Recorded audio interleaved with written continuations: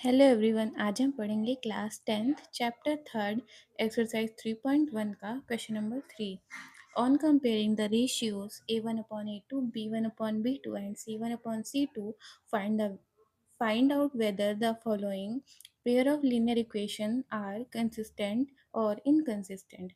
हमें ये जो भी इक्वेशंस दी गई हैं इसमें टोटल 5 पार्ट्स हैं। तो इन पांचों में हमें ये देखना है कि हमारी जो सिस्टम ऑफ लीनियर इक्वेशन है वो कंसिस्टेंट है या इनकंसिस्टेंट है। आइए देखते हैं, पर उससे पहले आपको ये पता होना चाहिए कि कंसिस्टेंट और इनकंसिस्टेंट क्या होता है।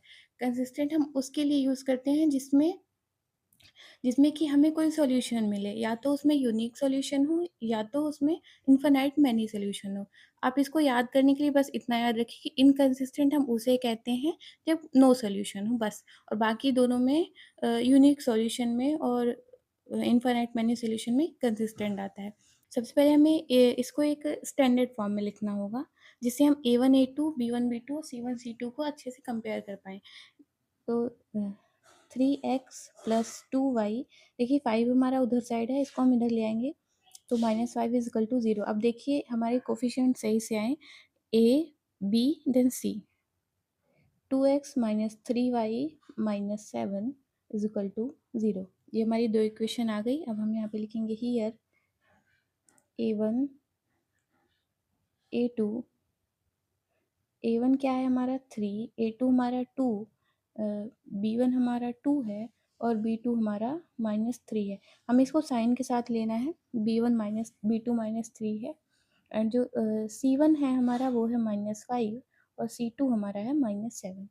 अब आगे इसमें क्या करना है, हम यहाँ पे लिखेंगे सो a1/a2 = 3/2, b1/b2 = 2/-3 एंड c1/c2 = -5/-7।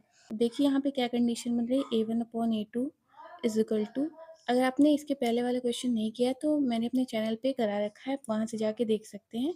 उसके बाद आप इसे पढ़िए तो आपको ज़्यादा अच्छे से समझ आएगा। a1/a2 हमारा जो है वो b1/b2 के इक्वल नहीं है। अब बस ये कंडीशन है हमारे पास, तो हमें आगे चेक करने की c1/c2 को चेक करने की ज़रूरत नहीं है।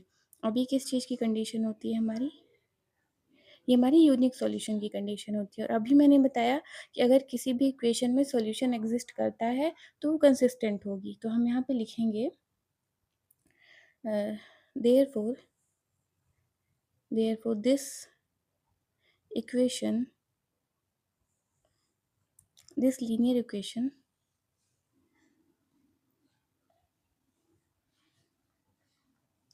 Are consistent with unique solution की। इसी तरह से इस क्वेश्चन का फर्स्ट पार्ट हो गया है। अब इसका सेकंड पार्ट करते हैं। 2x - 3y - 8 = 0, 4x - 6y - 9 = 0। Here a1 = 2, a2 = 4,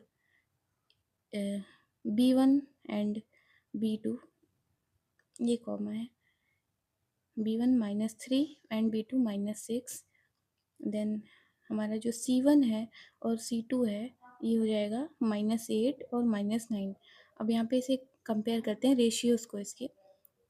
यहाँ पे हमारा आएगा a1/a2 = 2/4। 2/4 क्या होगा हमारा 1/2। 2 2 जा 4 एंड b1/b2 हमारा क्या है यहाँ पे -3/-6। माइनस से माइनस कैंसिल, 3 2 जा 6, तो ये भी 1/2 ही आएगा हमारा। देन c1/c2 को भी कंपेयर करेंगे -8/-9। अब यहाँ पे इसको देखने के बाद हम लिखेंगे क्या हमारी कंडीशन बन रही है, a1/a2 = b1/b2 does not = c1/c2। अब ये जो कंडीशन है ये हमारी पैरेलल लाइंस की है। पैरेलल लाइंस मतलब नो सॉल्यूशन, मतलब जो लाइन इक्वेशन है वो लाइंस हमारी जो है इनकंसिस्टेंट होगी। तो हम यहाँ पे लिखेंगे therefore this linear equation are inconsistent with no solution. इसी तरह से हमारा इस क्वेश्चन का सेकंड पार्ट भी हो गया है। अब इसका थर्ड पार्ट करेंगे। 3/2x plus 5/3y minus 8 is equal to 0। दूसरा है हमारा 9x minus 10y minus 14 is equal to 0। Here a1 is equal to 3/2, a2 is equal to 9, b1 is equal to 5/3, b2 is equal to minus 10, and c1 is equal to minus 8, c2 is equal to minus 14। ये हमारा यहाँ पे हो गया। अब हमें क्या करना है, कंपेयर करना है रेशियोज को। सो a1/a2 हमारा क्या होगा, 3/2/9। अब इसे सॉल्व कर कैसे करते हैं, देखिए इसके नीचे डिनोमिनेटर में 1 है, तो हमेशा ये इस ऑर्डर में मल्टीप्लाई होता है ऐसा। और 3 जो है वो ऊपर ही रहेगा न्यूमरेटर में, ऊपर वाली वैल्यू ऊपर ही रहेगी। ये हो जाएगा 3 × 1 = 3 9 2 = 18। इसे थोड़ा सॉल्व करेंगे, ये 1/6 आएगा।